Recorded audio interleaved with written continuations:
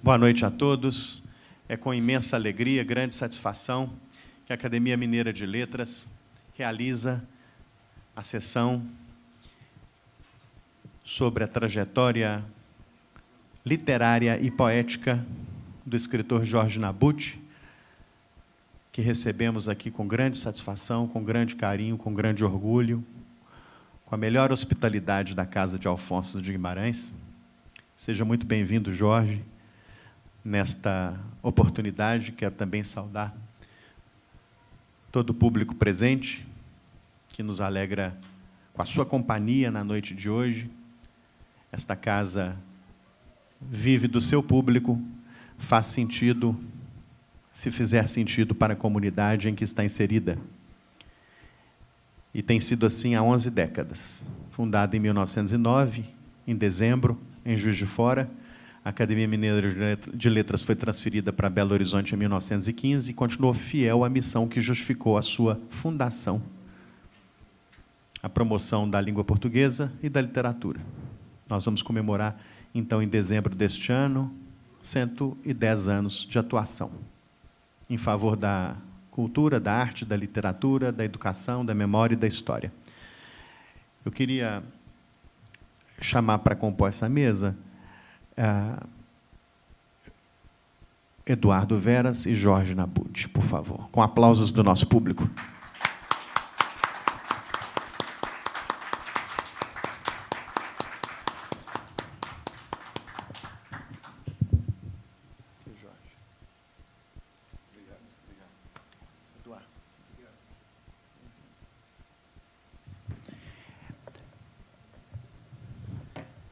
Eduardo falará sobre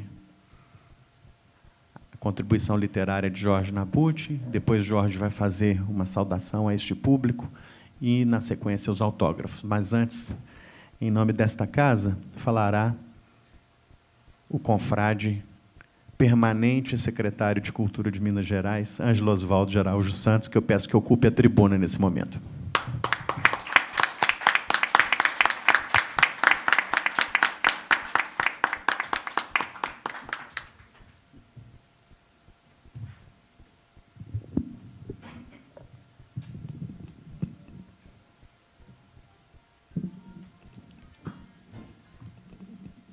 Uma saudação muito cordial a todos os presentes. Cumprimento o presidente da nossa casa, o acadêmico Rogério Faria Tavares, que tem realizado um importante trabalho de valorização da academia, de abertura, modernização e envolvimento dos mais diversos segmentos da sociedade mineira e da intelectualidade brasileira nas ações da Academia Mineira de Letras, com perspectivas, inclusive, internacionais.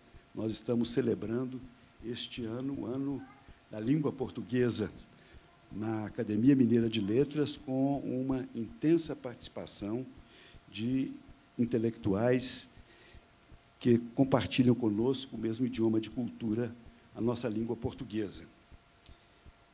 Quero saudar Jorge Alberto Nabut, poeta, jornalista, escritor, membro da Academia de Letras do Triângulo Mineiro, que nos honra com a sua presença.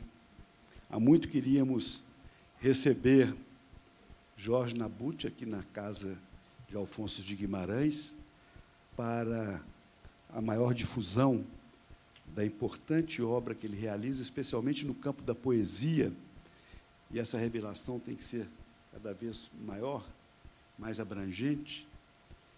Estamos num fim de semana e Belo Horizonte se esvazia, portanto, termos um público menor hoje não significa desinteresse da academia, mas é um fenômeno da própria cidade. E as pessoas que estão aqui, por certo, se tornam privilegiadas por esse acesso à obra de Jorge Nabut por meio de Eduardo Veras, que é um jovem brilhante intelectual que nos premiou com uma obra importante sobre a poesia de Alfonso de Guimarães, justamente o patrono desta academia. Alfonso morava em Mariana, foi eleito para a academia e acompanhou os primeiros anos de trabalho. A academia foi criada em 1909, ele morreu em 1921, e teve a oportunidade de se aproximar desta casa, que o tomou como seu patrono, pela figura impressiva que ele é na poesia simbolista do Brasil e na poesia de Minas Gerais. A presença de Jorge Nabut, para nós, tem um significado muito grande, porque, num Estado que é maior do que a França, e essa é uma das grandes vantagens de Minas Gerais, uma das grandes riquezas do nosso Estado, é essa grande dimensão geográfica das Minas e dos Gerais. Neste Estado tão vasto, muitas vezes nós nos desconectamos e não mantemos uma sintonia que devia ser mais afinada, ou até mesmo permanente, na convergência e na irradiação desses múltiplos e variados valores que compõem a grande riqueza cultural do povo mineiro. Eu tenho um grande orgulho de ser mineiro, e isso, para mim, compreende, evidentemente, o nariz de Minas Gerais, que é o nosso triângulo. Uma cara sem nariz estaria deformada, e Minas Gerais estendeu a sua caraça no mapa do Brasil quando, por artes do ouvidor de Paracatu e de Dona Ana Jacinta de São José, Dona Beija, incorporou o triângulo, que estava como uma Mesopotâmia mineira, formado por dois rios nascidos nas entranhas de Minas Gerais, o Rio Paranaíba e o Rio Grande, estava destinado a ficar realmente agregado ao território das Minas e dos Campos dos Gerais. É lá, no Triângulo, nessa cidade máter, nessa capital do Triângulo, que é a cidade de Uberaba, que nós vamos encontrar Jorge Nabut, na tradição dos grandes escritores que nasceram em Uberaba, passaram por Uberaba, e eu cito o nosso querido Mário Palmério, que eu tive a honra de conhecer e com ele conviver, graças à amizade comum com José Aparecido de Oliveira, que era seu amigo fraternal, e Campos de Carvalho, que é uma referência fantástica, assombrosa da literatura brasileira e que tem origem em Uberaba. Mas a própria origem de Uberaba começa em Ouro Preto, e isso me aproximou muito de Jorge Nabut, porque a maneira da excursão dos modernistas em 1924, redescobrindo as raízes da arte brasileira no barroco do Aleijadinho, um grupo de uberabenses, liderados por Jorge Nabut, por Guido Bilarinho, por Lélia Bruno, que está aqui conosco, nos honra com a sua querida presença. Esse grupo de uberabenses veio a Ouro Preto, eu era prefeito, em 2012, e nós fomos até Santo Antônio da Casa Branca, um distrito que hoje tem o nome de Glaura, visitar o chão natal de Antônio Eustáquio de Oliveira e Silva, que é o fundador de Uberaba em 1812. E o seu irmão Domingos também participou dessa grande empreitada, foi complementada por outro homem de raiz ouropretana, o Vigário Silva. De maneira que Uberaba deita suas raízes nas bateias de Ouro Preto. O fim do ciclo do ouro levou esses ouropretanos de Casa Branca, de Santo Antônio da Casa Branca, a buscar novas terras. Eles foram para o desemboque, e do desemboque se adiantaram e encontraram essa região onde a água brilha, em tupi, Uberaba, quer dizer água brilhante, Uberaba, e ali fundaram essa cidade tão bonita, tão importante, da qual eu tenho a honra de ser cidadão honorário por artes da Mônica Rezende. Porque, quando eu fui secretário de Cultura do governador Itamar Franco, nós pudemos realizar uma grande homenagem ao Marquito, que é outra grande personalidade uberabense.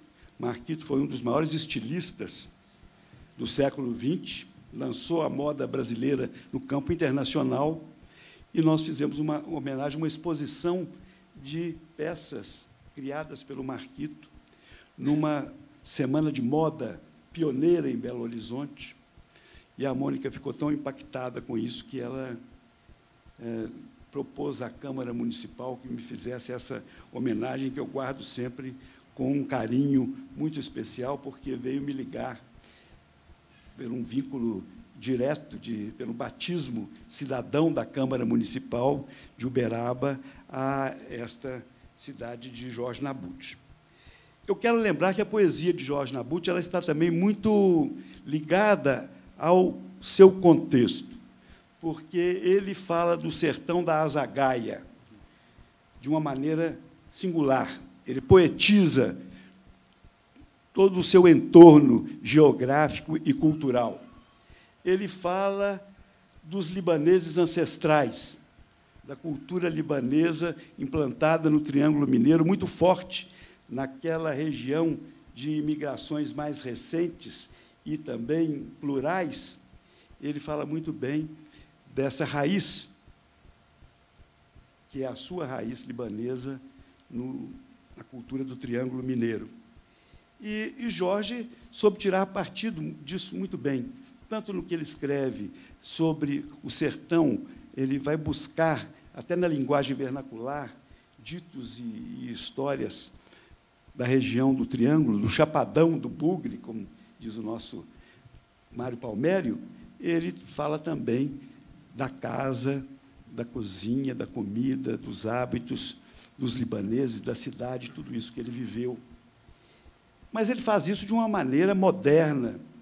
Ele faz isso não como simplesmente quem faz um registro ou faz poesia à moda antiga, ele faz poesia moderna, ele faz uma poesia contemporânea, como nós vamos ver nesse livro que vai ser apresentado aqui hoje, que ele vai autografar para nós. É uma poesia inovadora, uma poesia contemporânea, uma poesia que enriquece a poesia brasileira do nosso tempo. Por isso, então, é um privilégio muito grande recebê-lo aqui. Eu não preciso de me estender mais, só queria fazer essa saudação em nome da Academia, dizer do entusiasmo com que esperamos todos esses meses para que ele pudesse vir aqui. E eu tenho certeza que nós seremos brindados agora pela leitura tão significativa que fará da poesia de Jorge Nabut, o professor Eduardo Veras. Nós temos, ligando, então, o Jorge a Alfonso de Guimarães e a casa de Alfonso de Guimarães. Vocês estão, portanto, quero dizer isso, Eduardo, vocês estão em casa, na casa de Alfonso de Guimarães, e você pode fazer agora o oratório do Jorge Nabut. Muito bem. Boa noite, obrigado. Bravo.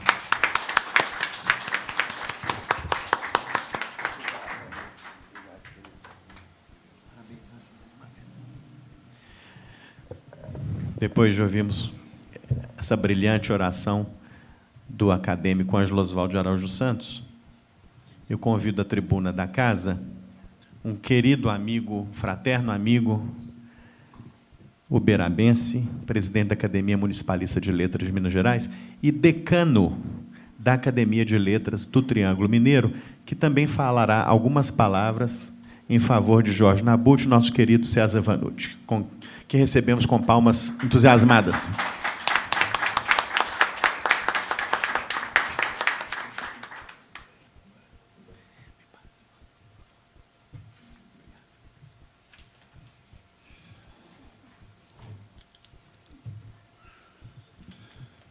Meus queridos amigos, sumamente honrado com o convite do estimado amigo Rogério Faria Tavares para dirigir uma saudação ao poeta e amigo Jorge Nabut. Eu prometo não ocupar nem menos, nem 10 minutos do tempo de 5 minutos estipulado para a fala. A poesia é necessária e os poetas são imprescindíveis. Dias atrás, o telefone da mesa de trabalho soou. Movimentando-me para atender, disse em voz alta: ligação de Uberaba. Alguém na sala estranhou. Como é que você sabe? Respondi de pronto. O tilintar do telefone é sempre festivo. Quando a chamada procede de Uberaba, cidade natal, modéstia à parte, do Nabu e minha. Do outro lado da linha, o poeta Jorge Nabu perguntou-me se eu compareceria a esta cerimônia. Garanti presença, acrescentando que a ausência em certos eventos só encontra mesmo justificativa quando a gente manda no lugar um indesejado atestado pessoal de internação hospitalar inesperada. A poesia é necessária e os poetas são imprescindíveis. Byron comparou a Inglaterra a um navio. Castro Alves complementou: um navio que na Mancha ancorou. J.G. de Araújo Jorge conferiu abrangência à imagem, explicando que o mundo em que vivemos, ele sim, é que é um imenso navio, a sangrar pela imensidão azul sideral. Na embarcação, as lideranças da inteligência têm tarefas nobres a desempenhar. E qual fica sendo mesmo, então, a missão do poeta nesta história? Resposta de J.G.: olhar as estrelas e dar rumo ao navio. A poesia é necessária e os poetas são imprescindíveis. Os poetas são intérpretes providos de paranormalidade na descoberta constante de ocultas belezas e na decifração dos arcanos alojados nos planos transcendentes da tumultuada aventura humana. O olhar do poeta, girando em delírio, vai do céu para a terra, da terra para o céu. Lembra Shakespeare. Propagador da esperança, o poeta consegue flagrar, num gesto trivial, soberbo instante lírico. Tu pisavas nos astros, distraída. O verso de Orestes Barbosa, na canção Chão de Estrelas, composta em parceria com Silvio Caldas, foi apontado, certa feita, por Manuel Bandeira, como o mais lindo da poética nacional. A poesia é necessária e os poetas são imprescindíveis. Os poetas refazem narrativas históricas, vergastam imposturas mundanas, políticas, inclusive. Colocam a sabedoria nata, o talento, a sensibilidade social a serviço da construção humana. Enfrentam galhardamente a onda asfixiante e abobalhada de posturas rançosas nascidas da intolerância e do obscurantismo tão notórios nos tempos de agora. As obras de Castro Alves, Cecília Meirelles, João Cabral de Melo Neto, Adélia Prado, Vinícius de Moraes, Carlos Drummond de Andrade, Cora Coralina, Tiago Melo, entre muitos outros expoentes da poesia, documentam profusamente essa esplêndida profissão de fé na poesia. A poesia é necessária e os poetas são imprescindíveis. O excelente poeta Jorge Alberto Nabuth, companheiro da nossa querida Academia de Letras do Triângulo Mineiro, da qual me orgulho de ser o fundador, encontra-se entre nós, neste momento, revelando-nos seus dons de esteta da palavra, ofertando-nos sua interpretação inteligente do sentido da vida. Traz ele, para geral embevecimento, sua mais recente produção, O Círculo dos Bastidores, considerado pelo professor Eduardo Veras, aqui presente, uma preciosa autobiografia literária experimental.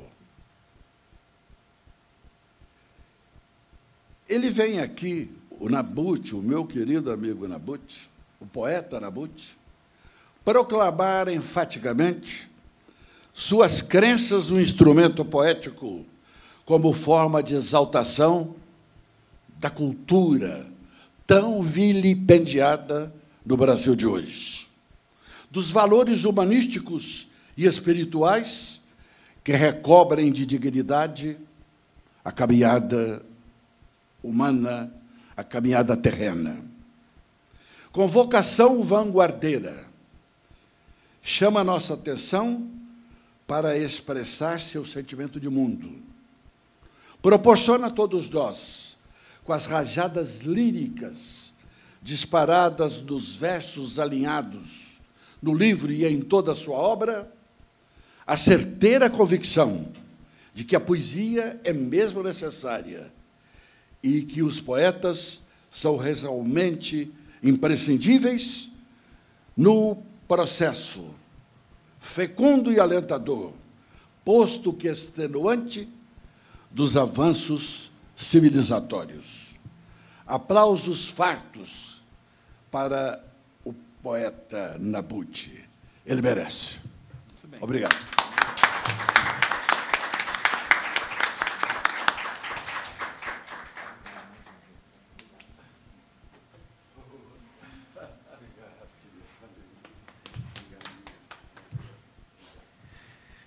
Muito obrigado, presidente César Vanucci, da Academia Municipalista de Letras de Minas Gerais, e o decano da Academia de Letras do Triângulo, pela sua bela exposição. É admirável sempre no texto de César Vanucci a coragem, a franqueza, o pensamento sempre livre e independente.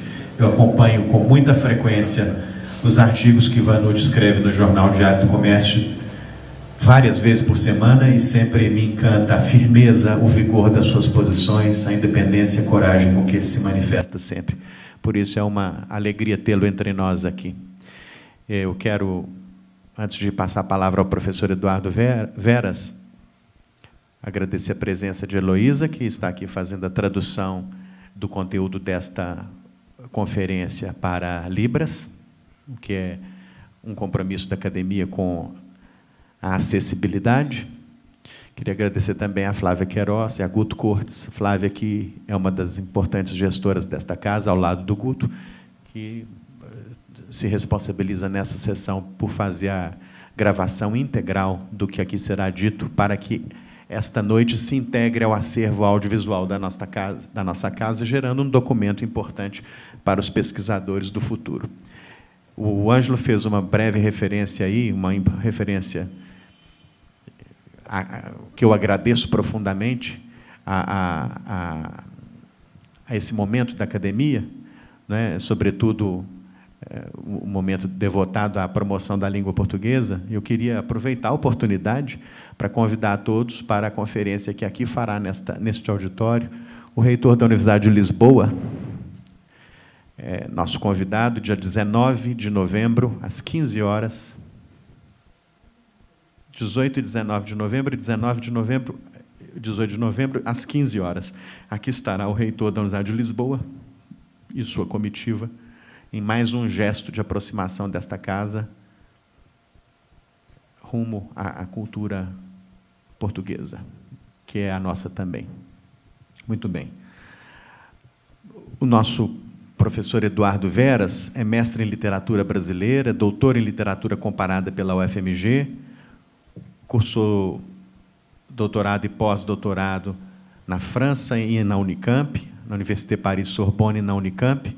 Atualmente é professor adjunto do Departamento de Estudos Literários da Universidade Federal do Triângulo Mineiro.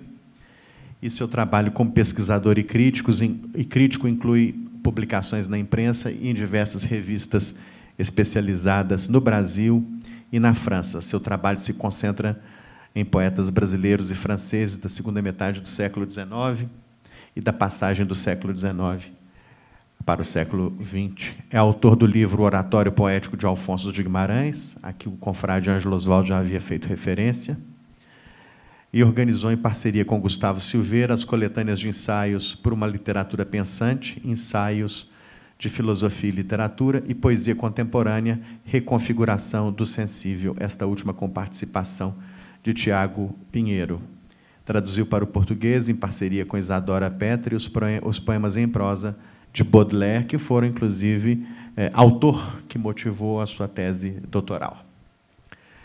E o seu livro de poemas foi publicado ano passado, Deserto Azul, pela editora Penalux. Eduardo, seja muito bem-vindo. Nós vamos recebê-lo com aplausos de boas-vindas.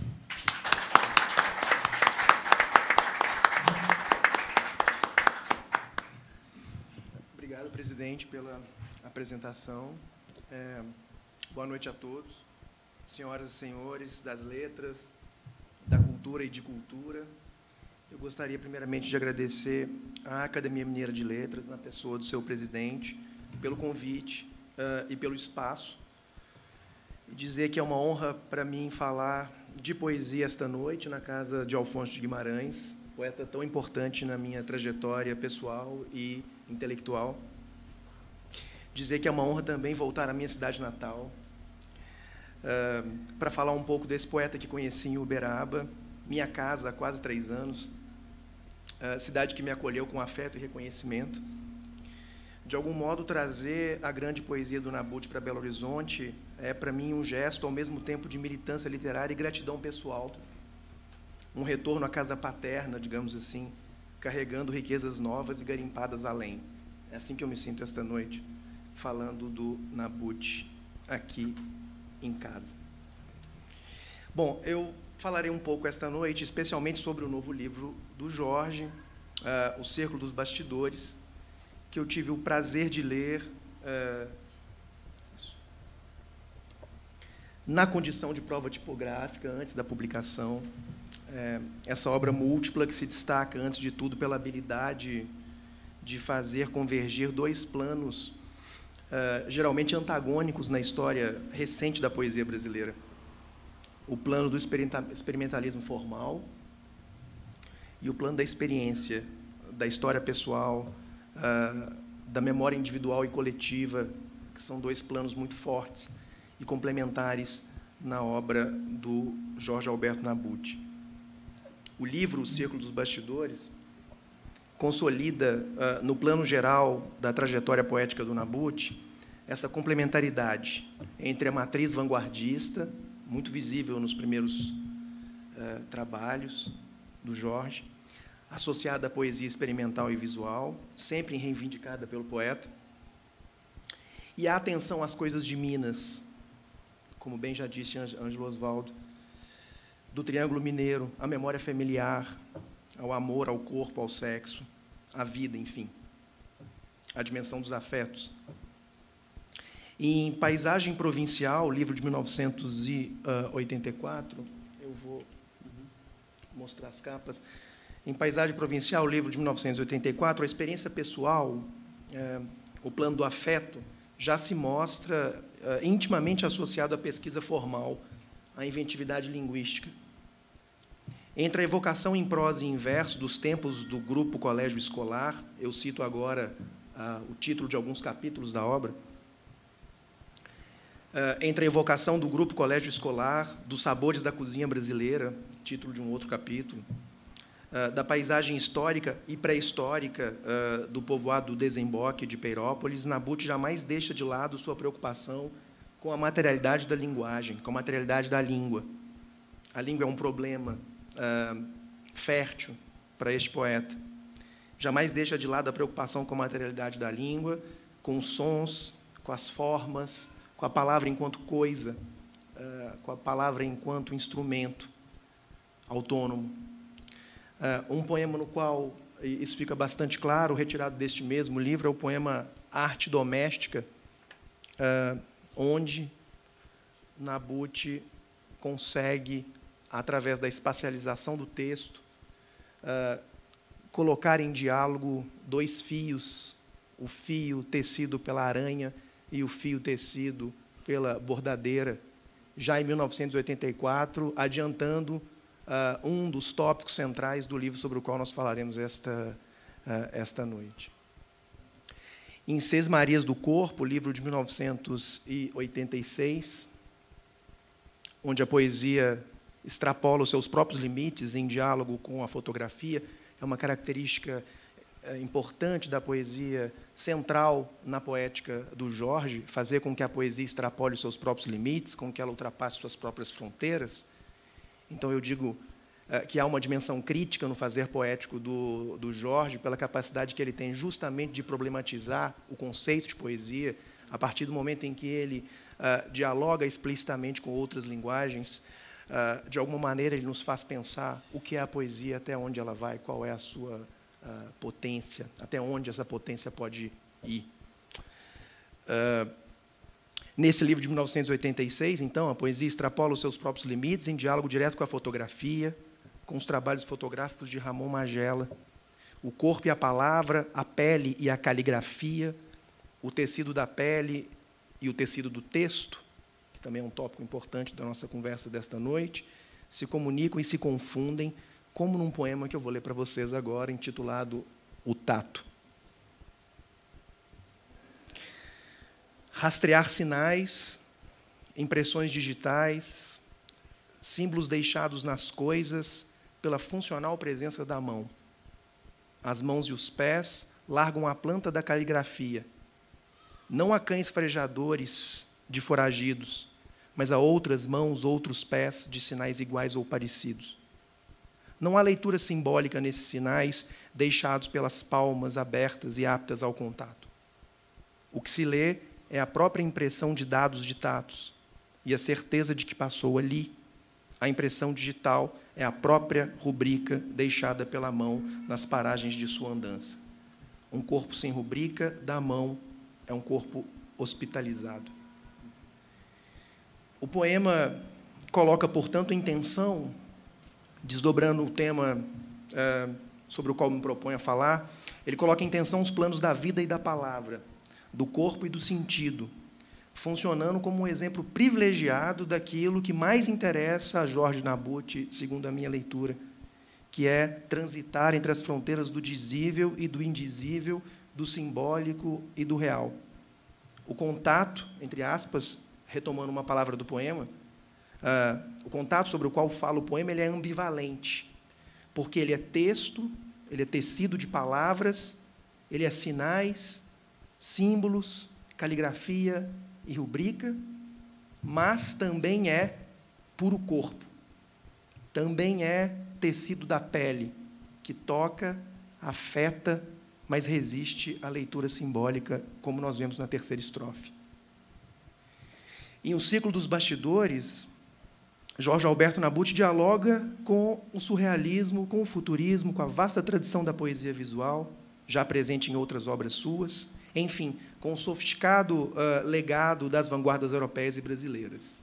Mas, e esse mas é a palavra-chave da proposta de leitura que eu apresento para os senhores esta noite, mas dialoga também, diretamente, vejam só, com a própria história familiar, mais propriamente com a memória de sua mãe, a senhora Mariana Abnador Nabuth, evocada na obra, principalmente a partir do ofício de bordadeira, que, aliás, dá nome ao livro.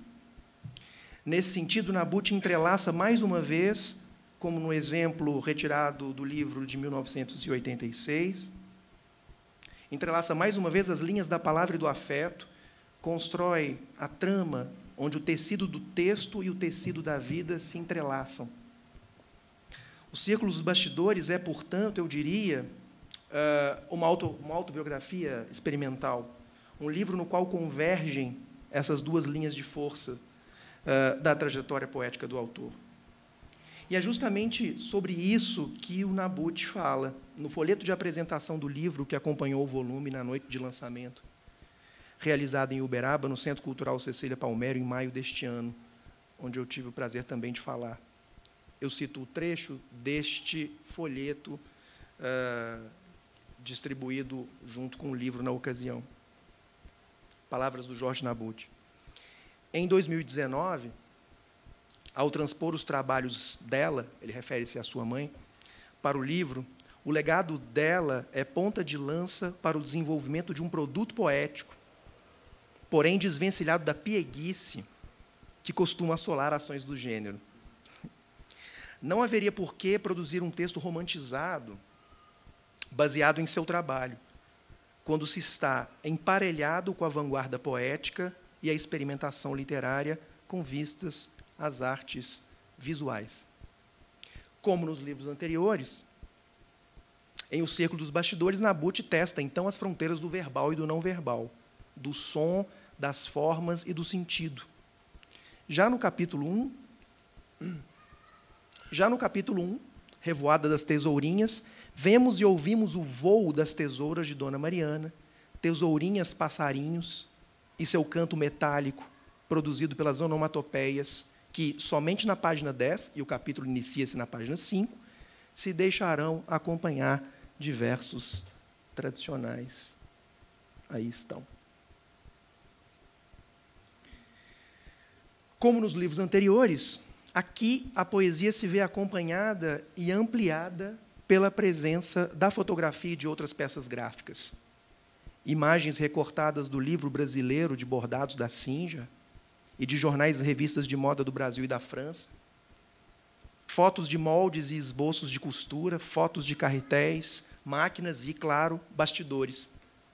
Fotos de peças bordadas por Dona Mariana e também da própria bordadeira em pose elegante e discreta. Ao final, mostrarei essas imagens. O entrelaçamento desses dois fios condutores, o trabalho com a linguagem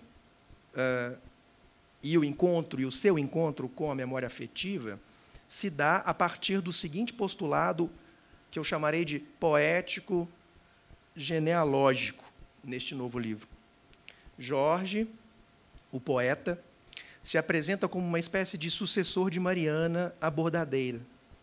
Ela, com seu bordado poesia, ele, com a sua poesia bordado.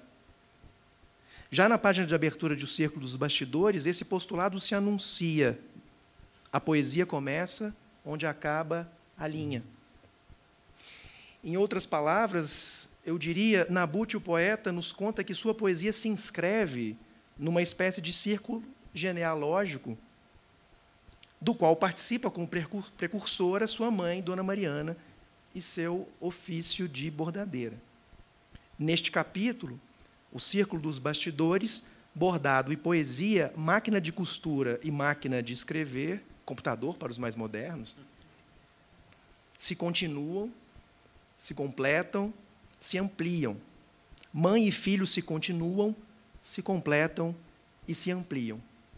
Há, portanto, a convergência de uma dimensão afetiva e uma dimensão poética, muito bem entrelaçadas.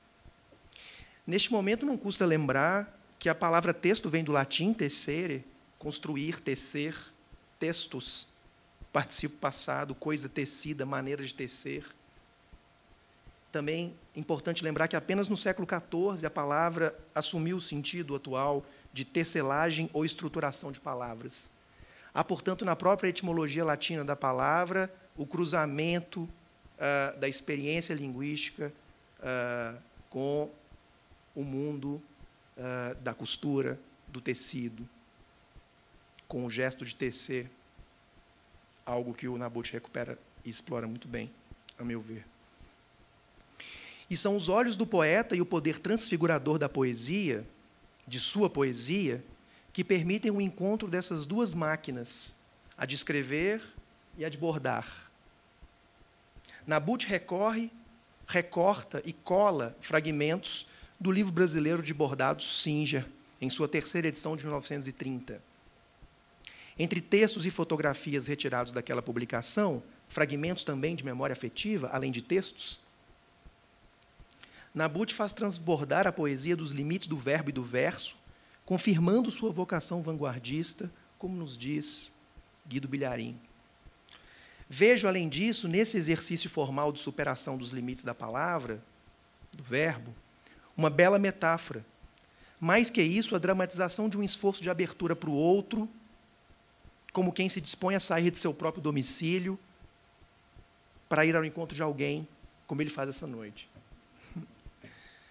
Interpreto as idas e voltas de Nabuth ao universo da poesia como um desejo de encontro, um desejo de laço para desdobrar as metáforas da costura e do bordado, da trama. Um desejo de laço, um desejo de continuidade, um braço estendido na direção de outro mundo e de outro tempo. Entre a poesia e a costura, Jorge Nabuth faz o elogio da máquina, como eu dizia agora há pouco, mas também o elogio do homem e da mulher por trás da máquina.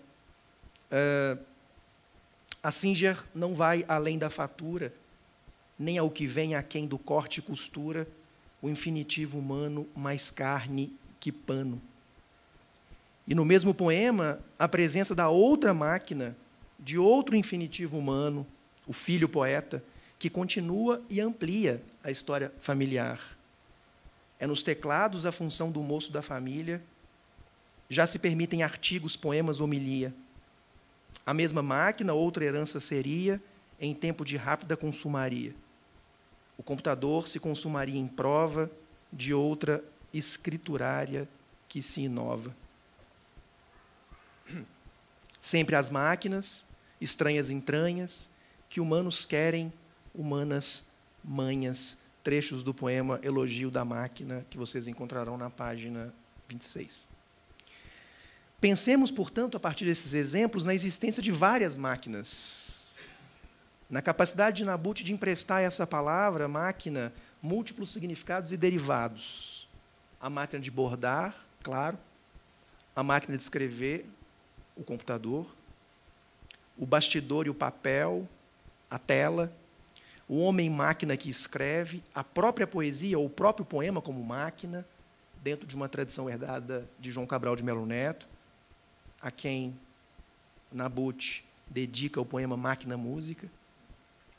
Um dos pontos de convergência dessas múltiplas máquinas é justamente a música do poema que imita a música da máquina no capítulo 3 e também no poema mostrado agora há pouco, das tesourinhas voadoras.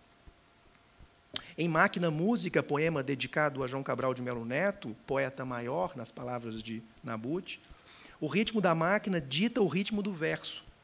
O canto da máquina se confunde com o canto do poema. É quando Nabuth reconhece e extrai poesia do ofício da mãe. O canto da máquina de costura dá rima e ritmo à tessitura do trabalho. Cantava a máquina de bordar, versos para ouvidos baços. Música de correria, pedal, ferro e aço. Música de correia, perdão. Pedal, ferro e aço. Pernas, pés, olhos e braços. Cantava a máquina de bordar, música, máquina, a metal, cantoria. A convergência dos ofícios do poeta e da bordadeira, dos tempos da mãe e do filho, se intensifica e desponta como fio condutor do livro. Podemos pensar, por exemplo, na relação entre o traço do bordado e o traço do poema. Escrever e bordar como artes análogas. O traço não permite distrair, é trair as intenções de chegar logo ao destino a pino, bem a tempo do tema em risco. Podemos pensar no risco, a palavra risco, explorada em sua ambivalência poética pelo Nabuth, o risco como traço e como perigo ao mesmo tempo. Assim se corre o risco de ser riscado para fora do bordado. E, finalmente, a convergência dos tempos, um alinhamento dos carretéis. As linhas da lembrança alinhavam a um só tempo. Frase que se lê na abertura do capítulo 5, inscrita no alto de uma fotografia de 6 carretéis, fotografia também de Ramon Magela.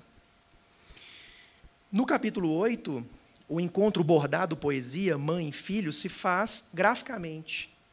À esquerda, fotos dos trabalhos de Mariana, à direita, versos do filho, homenagem, poesia que faz o elogio da mãe, mas também bordados eles próprios, os poemas, bordados que citam e reescrevem outros poetas bordadores, como Olavo Bilac, Ora direis, ouvir estrelas, nas máquinas de bordar.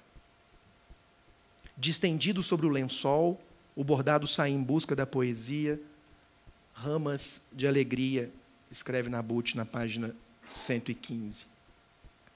O bordado sai em busca da poesia, a poesia sai em busca do bordado, o filho reencontra a mãe, no encontro de seus ofícios, no entrelaçamento de tempos e linguagens que a arte permite realizar. De volta ao livro da Singer, no 8º e penúltimo capítulo do livro, Nabuth anuncia o fechamento do círculo com o qual a própria obra se confunde estruturalmente. O bordado como ponto de partida e chegada do poeta. Parte-se da mãe bordadeira, chega-se no poema bordado.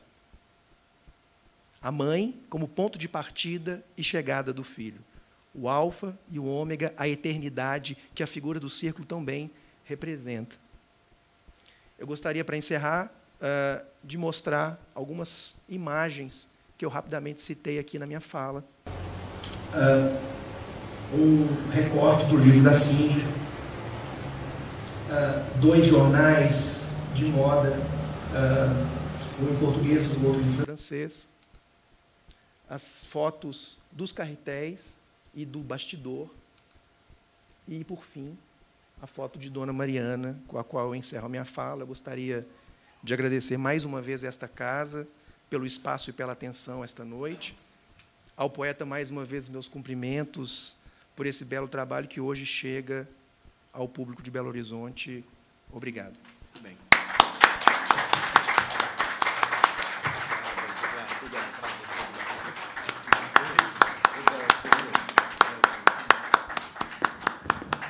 Muito bem, foi um prazer ouvir o professor Eduardo Veras, que eu espero que volte a essa casa várias vezes ainda. Vamos ouvir agora Jorge Alberto Nabuth. Um grande prazer para nós. Vila Rica, para Ângelo Osvaldo dos Santos. Persuadidas pela neblina espessurada, as horas secretas recusam demarcações do tempo nos vértices da paisagem ouro-pretana. Aturdido pelo vento, o brumado desvenda as moventes montanhas inconfidentes e embaça o contorno das casas e o controle das coisas. Da névoa espessa, o cidadão vem vindo, contorna a curva, esquina, retorna. Aos sinais dos sinos, as torres despontam soltas, solícitas, namoradas umas das outras. Amanheces e o dia é de intensas ladeiras. Teu recato, Vila Rica, ao primeiro ato, quando banhas em ouro interno, Arcádia, altares, lentes dos lentes. Na cidade, oratório, se são tardes, ela se veste de acal das virgens. O calcário dos oragos, o cálculo dos poetas e vestes de versos, saindo a passear de branco ladeiras inteiras, liteiras. Ao sol que se demora em visita ao casario suspenso, em colinas, observatório das varandas. E vem a visão do sucedido à noite, quando és masculina e de difíceis penetrações. Becos, punhais, calabouço, cala a boca. Nas procissões, Vila Rica contorce suas ruas musculares para se saciar de novos assentamentos de poesia, das frias aferições minerais, desfraldadas aferições atemporais. Boa noite a todos. Ilustríssimo senhor Rogério Tavares, digníssimo presidente da Academia Mineira de Letras, órgão fundamental para a sedimentação e visualização da cultura de Minas Gerais. Prezados acadêmicos, a honra de estar aqui neste momento relevante para mim. Boa noite, historiadores e poetas, pois que história e poesia andam sempre comigo de mãos dadas. Difícil somar algo mais às palavras de César, Ângelo e Eduardo Veras, proferidas ao meu respeito e à minha obra, todas elas altamente dignificantes para mim. Voltando à observação de Ângelo, se ao longo da história muitas vezes estivemos distantes, Minas e o Triângulo Mineiro, pela nossa proximidade física com São Paulo, reforçada pela expansão da malha ferroviária paulista em terras triangulinas através da Companhia Mogiana de Estradas de Ferro desde 1888, e pela duplicação rodoviária com o estado vizinho, houve, portanto, quem não desatasse os nós que nos ligaram desde sempre às duas regiões. São eles os integrantes da Arcádia Mineira, o poeta simbolista Alfonso de Guimarães, tão bem plugado em recente publicação de Eduardo Veras, Bernardo Guimarães, que residiu em minha cidade, o modernista Carlos Drummond de Andrade, o genial escritor-poeta João de Guimarães Rosa, ou ainda, e essencialmente para a minha geração, os inumeráveis criadores que expandiram suas obras pelo suplemento literário do Minas Gerais, capitaneado por Afonso Ávila e Laís Corrêa de Araújo. A sintonia se manteve e se mantém através da ação diplomática de Ângelo Osvaldo, que em muito atenuou o distanciamento geográfico que há entre nós. Ângelo rastreou e reatou elos enfraquecidos e perdidos entre esta bela capital e o Triângulo Mineiro. A desenvoltura por ele arquitetada quando prefeito de Ouro Preto, conectou Vila Rica a Uberaba e, consequentemente, a Belo Horizonte. Saiu de Glaura, como ele já disse, o fundador de Uberaba, Major Antônio Eustáquio da Silva Oliveira. E por ele, Ângelo nos recebeu no antigo Santo Antônio da Casa Branca. A caminho de lá, nos surpreendeu com pontuações de poemas do setecentista Manuel Inácio da Silva Alvarenga, também de Glaura. Memorável viagem orquestrada por ele e por mim, quando presidente da Academia de Letras do Triângulo Mineiro.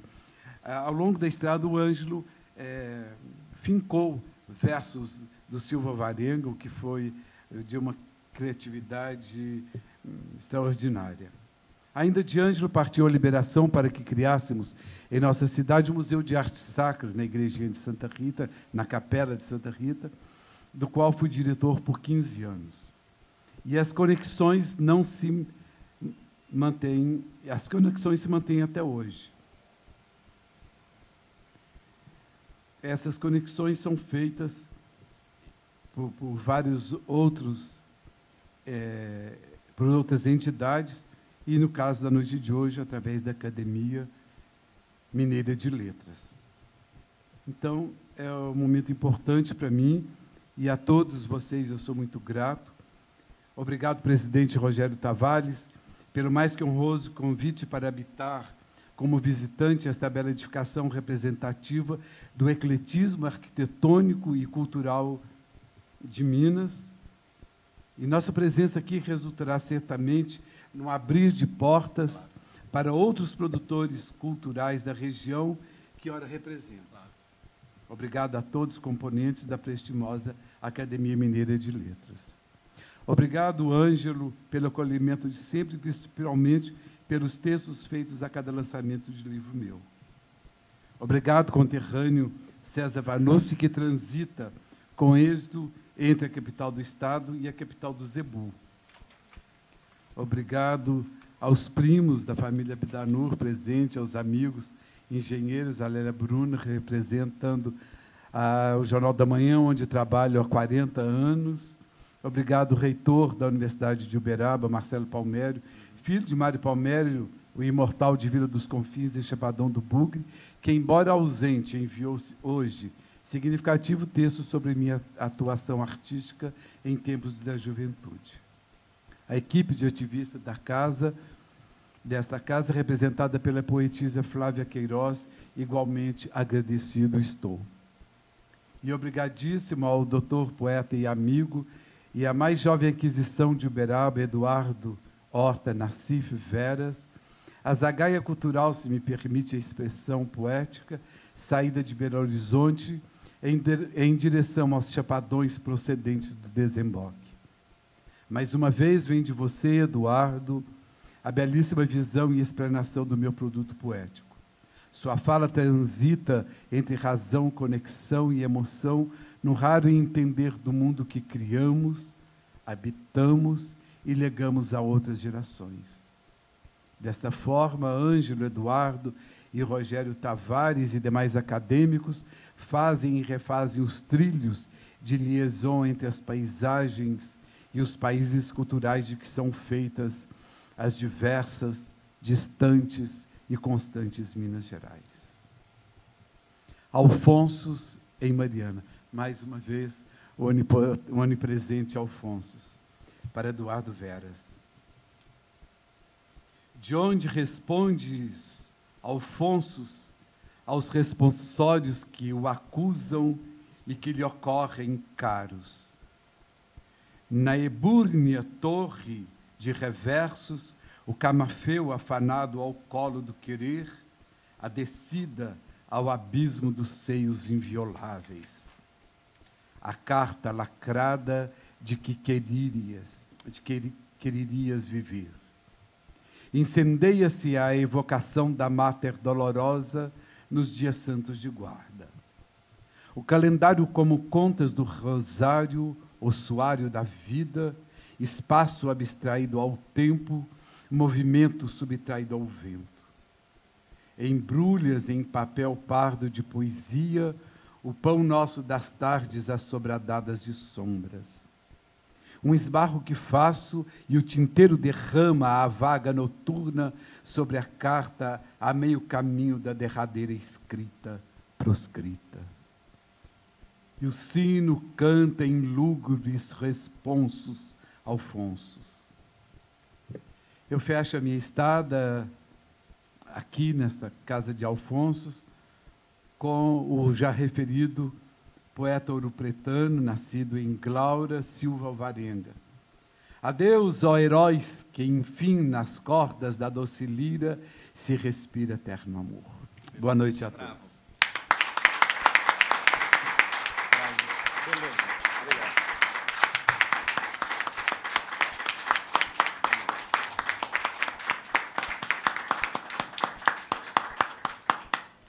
Muito obrigado, Jorge, por essa belíssima oração. Agradeço também mais uma vez a Eduardo Veras pela sua participação nesta bela noite e aos presidentes César Vanucci e Ângelo Oswaldo de Araújo Santos. Muito obrigado pela participação. Queria cumprimentar mais uma vez o distinto público que nos acompanhou nesta bela jornada de poesia e literatura, pela presença, pela companhia. Sejam sempre muito bem-vindos a esta casa. A nossa programação é intensa, sempre divulgada pelos meios de comunicação da cidade, está no Instagram, no Facebook, no site da academia. Por favor, visitem a nossa programação e visitem a nossa casa. Quinta-feira que vem eu já convido, teremos aqui a escritora Conceição Evaristo, no dia 24 de outubro. Quem se interessa pela obra de Conceição Evaristo já está convidado a comparecer. Agora, o poeta fará os autógrafos do seu livro ali no foyer da academia, e é lá que vamos nos reunir para abraçá-lo. Muito obrigado mais uma vez, boa noite.